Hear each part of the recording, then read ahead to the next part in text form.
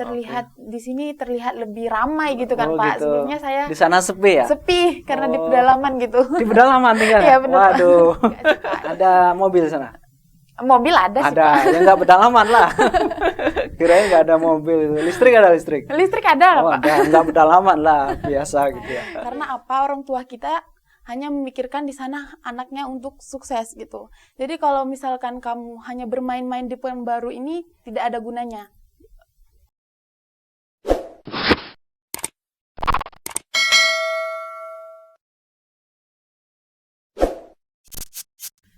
Assalamualaikum warahmatullahi wabarakatuh. Halo Sobat Kampus semuanya. Kita berjumpa kembali dalam ruang podcast Mahaputra. Untuk kali ini kita akan mengundang salah satu mahasiswi kita, yaitu dari Semester Plus yang jauh-jauh datang dari Sumatera Utara, tepatnya di Tapanuli Selatan. Dia adalah seorang mahasiswi yang jauh-jauh datang ke Pekanbaru untuk menuntut ilmu. Kita nanti akan berbincang-bincang dengan beliau. Ya, sekarang kita panggil Ernisa Putri. Loh, kok belum datang? Silakan. Halo. Oke, selamat siang, selamat datang Ernisa Putri. Siang Pak. Ya, selamat bergabung di ruang podcast Mahaputra. Jadi podcastnya ini siang hari ya. Sudah makan belum? Alhamdulillah sudah Pak. Sudah ya, harus makan dulu ya biar semangat. Ya, benar. Oke, jadi untuk podcast kali ini ya sengaja saya undang Ernisa Putri. Ini dari informasi yang saya terima, Ernisa Putri dari Sumatera Utara ya. Iya, benar, dari Tapanuli Selatan. Ya. Itu jauh ya? Jauh Pak. Ada 8 jam lah. Pakai mobil. Iya Pak. Apalagi jalan kaki ya. Tambah jauh ya. Tambah jauh sih Pak. Pingsan gitu ya. Jadi ini sengaja saya undang ke sini, nanti Ernisa Putri ya bisa memberikan informasi ataupun bisa memberikan motivasi ya pada teman-teman semuanya. Karena ya Ernisa Putri ini saya lihat juga di sini tinggalnya kos ya. Iya, benar. Tidak sama keluarga yang lain ya. Benar. Jadi ya kita mungkin bisa mungkin bagi teman-teman ya yang pernah kos pasti sudah tahu bagaimana kehidupan anak kos gitu ya. Pasti sudah ya liku-likunya banyak ya, suka dukanya, tapi banyak juga dukanya saya kira. Karena Bapak juga pernah kos juga. Iya sih gitu. Pak. Ya. Oke, untuk pertama kali yang mau Bapak tanyakan, ini motivasi ataupun mungkin cerita bagaimana Ernisa itu bisa datang ke Pekanbaru itu ya. Kalau nggak salah ini informasinya dulu pernah kerja juga ya di Pekanbaru. Benar, Pak. Pernah kerja. Mungkin bisa diceritakan bagaimana awalnya kan kerja tuh. Tahu-tahu kok bisa langsung berpindah ke kuliah gitu. Sebelumnya saya pernah kerja di salah satu perusahaan di Pekanbaru. Nah, di situ kayak kurang cocok aja sih Pak gitu kan. Jadi berpikir untuk berhenti pun cuman karena nggak suka tekanan orang lain gitu kan Pak. Jadi berpikir untuk buat bisnis sendiri gitu kan. Jadi kan kalau misalkan mau buat bisnis sendiri itu kan harus punya skill, ilmu gitu kan Pak. Jadi berpikir untuk kuliah gitu di kampus. Kebetulan datang pesan dari kampus STM Mahaputra Riau ini, saya diundang untuk wawancara ya Pak. Pas setelah wawancara, saya mendapatkan beasiswa Pak.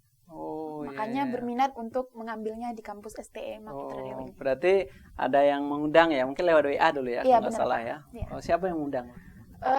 Pak Menhat. Pak Menhat, Iya, Pak. yang wawancara gitu. Iya, yang wawancara. Iya. Jadi setelah wawancara itu kan lulus ya, dinyatakan lulus ya, terus bergabung menjadi mahasiswa STM Mahaputra Riau. Benar. Oke. Kemudian ini kan pertama kali ke Pekanbaru ya, berarti pada saat kerja itu ya. Iya Pak. Itu bagaimana perasaan Ernisa pertama kali datang ke Pekanbaru? Apalagi kan ya mungkin berbeda ya kehidupan di sana dengan di sini. Gimana kira-kira perasaannya itu? Perasaannya gimana ya Pak? Kurang masuk aja gitu kan Pak. Kurang lingkungannya kurang berbeda gitu ya aja lingkungannya gitu ya. Iya, benar. Oh iya. terlihat di sini terlihat lebih ramai gitu kan Pak. Gitu. Sebelumnya saya di sana sepi ya? Sepi karena di pedalaman gitu. Di pedalaman tinggal. Iya, benar, Pak. Waduh. Banyak inilah pohon ya sana ya. Iya Pak. Masih pedalaman, tapi kan nggak pedalaman kali kan? Enggak sih Pak. Ada mobil sana? Mobil ada sih Pak. Ada, ya nggak pedalaman lah. Kirain nggak ada mobil. Listrik ada listrik? Listrik ada lah Pak. Ada, nggak pedalaman lah, biasa gitu ya. Yeah. Oke, kemudian ini kan di sini Ernisa kos ya, tinggalnya kos gitu kan. Kita kan tahu ya kalau Bapak juga pernah merasakan dulu waktu kos tuh ya, begitulah suka dukanya, lika-likunya gitu kan. Kita ya dikasih uang gitu kan untuk ya tinggal kita, kemudian untuk makan gitu kan. Ya pasti ya kadang-kadang uang kita nggak cukup gitu kan, sampai waktu yang belum ada kiriman gitu kan. Bagaimana kalau kesan-kesan Ernisa seperti itu, pernah juga ngalami atau bahkan mungkin lebih gitu ya? Gimana kira-kira? Pengalaman saya kan Pak, kalau kan di desa sama di kota beda gitu kan Pak. Keuangannya ya harus lebih banyak di kota gitu kan Pak. Tapi ya itulah namanya kita kos, dan juga kita punya tujuan yang mulia, yaitu mencari ilmu ya. Mudah-mudahan nanti dengan kita berjuang mencari ilmu, ya kehidupan kita tujuannya tentu lebih baik yang sebelumnya gitu ya. Ya, ini mungkin buat teman-teman semuanya ya. Ya inilah kehidupan anak kos ya. Kehidupan yang memang tidak semua kita dilahirkan ya sebagai orang yang berpunya misalnya, ataupun mungkin ya kita bisa juga kita memang kos ataupun kita jauh dari orang tua tuh memang kita ingin mencari ilmu ya, menuntut ilmu gitu. Sehingga ya kita harus jauh dari orang tua, kemudian makan juga mungkin seadanya dan sebagainya. Kalau misalnya ini ya, saya ingin pertanyaan yang lain. Kalau menurut Ernisa kehidupan mahasiswa yang kos nih ya, itu bagaimana menurut Ernisa? Mungkin ada kelebihan dan kekurangannya gitu kan. Menurut Ernisa gimana? Kalau kelebihannya nih Pak, bebas gitu kan Pak. Bisa keluar tak ada yang melarang, tidur tak ada melarang gitu kan Pak. Mau ngapa-ngapain tuh bebas gitu kan Pak. Tapi mikir lagi kekurangannya, karena kebebasan itu kita jadi jatuh gitu Pak. Yang seharusnya tujuan kita tadi untuk menuntut ilmu, karena kita terlalu bebas, jadi kita lupa untuk tujuan ke kota ini apa gitu kan Pak. Terus orang tua memikirkan kalau anaknya di Pekanbaru menuntut ilmu, pasti dia sekolah, pasti dia berjuang untuk sukses gitu kan Pak. Tapi malah gimana ya Pak, karena mungkin anak kos ini kan terlalu bebas kan Pak. Itulah anak kos ya, jadi ya, tidak ada bimbingan langsung dari orang tua. Benar. Ya kan. Jadi artinya ya kita sendiri menghandle sendiri ya, jadinya, kita sendiri yang mengatur diri sendiri ya kan. Ibaratnya ya kita berusaha belajar mandiri, ya, belajar menjadi orang tua jadinya gitu kan. Pak, karena ya kontrol orang tua tuh mungkin sekali-kali aja nelpon ya kan. Iya, ya, jadi kita ya kalau kos ini ya kita sebenarnya bebas. Mau pulang jam berapa, mau ngapain aja, tapi sebenarnya kita yang rugi ya iya, kan. Pak, benar. Karena ya itu tadi kita sendiri yang ngatur, kalau enggak ya itu tadi susah jadinya kan. Kalau kebablasan juga bisa bahaya ya kan. Iya, Pak, benar. Ya mungkin Ernisa punya saran ya ataupun motivasi buat teman-teman nih, khususnya yang sama-sama ini ya, sama-sama mahasiswa-mahasiswi yang kos, mungkin demi kebaikan dan juga supaya tetap ya walaupun kos, walaupun bagaimanapun bisa tetap terjaga ya dan tetap sukses mencapai cita-cita. Saran saya atau motivasi saya tetap selalu bersemangat, bersyukur apapun itu yang ada gitu. Jangan mengikut gengsi, jangan mengikut-ngikut orang lain, karena apa? Kita belum tentu bisa gitu, belum tentu bisa jadi orang lain gitu. Jadilah untuk diri sendiri.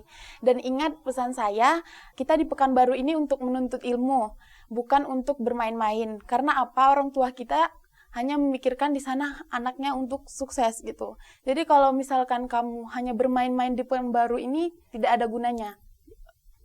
Oke, ya itu aja. Ya Pak. Oke, ya itu tadi ya motivasi ya pada teman-teman sekalian.